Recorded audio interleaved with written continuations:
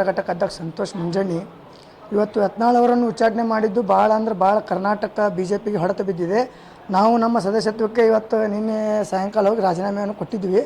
ಈಗ ನೀವು ಉಚ್ಚಾಟನೆ ಮಾಡಿದ್ರ ಸಲುವಾಗಿ ಈ ವಿಜಯೇಂದ್ರ ಯಡಿಯೂರಪ್ಪ ಅವರ ಕುತಂತ್ರದಿಂದ ಉಚ್ಚಾಟನೆ ಆಗಿದೆ. ಇದು ಈಗೇನದ ಅಂದ್ರೆ ಅಪ್ಪ ಮಕ್ಕಳ ಒಂದು ಹಿಡಿತದಾಗ ಕರ್ನಾಟಕ ರಾಜ್ಯ ಬಿಡಿಸಿದರೆ ಕರ್ನಾಟಕದಾಗ ಬಿ ಜೆ ಪಿ ಸರ್ಕಾರ ಬರುತ್ತೆ. ಇಲ್ಲಪ್ಪ ಅಂದ್ರೆ ಬಿ ಜೆ ಪಿ ಬರೋದಿಲ್ಲ. ಇಡೀ ಪಂಚಮಸಾಲಿ ಸಮಾಜ ಇದಕ್ಕೆಲ್ಲ ವಿರೋಧದ.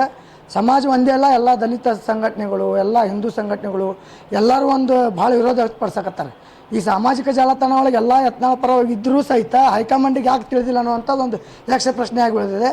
ಈಗ ಹೈಕಮಾಂಡಿಗೆ ಒಂದು ಮನವಿ ಮಾಡ್ತೀವಿ, ದಯಮಾಡಿ ನೀವು ಈಗ ಪಟ್ಟನೆ ನೀವು ಇದ್ರ ಬಗ್ಗೆ ಕ್ರಮ ತೊಗೊಂಡು ವಾಪಸ್ ಅವರನ್ನು ಬಿ ಜೆ ಪಿಗೆ ಸೇರಿಸುವಂಥ ಕೆಲಸ ಮಾಡಬೇಕು. ಇಲ್ಲ ಅಂದರೆ ನಾವು ದೊಡ್ಡ ಪ್ರಮಾಣದಲ್ಲಿ ಪ್ರತಿಭಟನೆ ಮಾಡಿ ಕರ್ನಾಟಕದಲ್ಲಿ ಬಿ ಜೆ ಪಿ ಮೂಲೆಯಿಂದ ಅದು ಪೂರ್ತಿ ಅದಕ್ಕೆ ಮಣ್ಣ ಹಾಕಿ ಮುಚ್ಚಬೇಕಾದಂಥ ಪರಿಸ್ಥಿತಿ ಬರ್ತದೆ. ಅದಕ್ಕೆ ನೀವು ಕೂಡಲೇ ಅದನ್ನು ಎಚ್ಚೆತ್ತುಕೊಳ್ಬೇಕು. ಅಮಿತ್ ಶಾ ಅವರು, ಮೋದಿ ಅವರು ಕುಟುಂಬ ರಾಜಕಾರಣ ವಿರುದ್ಧ ಮಾತಾಡಿದ್ದಾರೆ ಯತ್ನಾಳ್ ಅವರು. ಯಾವತ್ತೂ ಯತ್ನಾಳ್ ಅವರು ಪಕ್ಷದ ವಿರುದ್ಧ ಮಾತಾಡಿಲ್ಲ.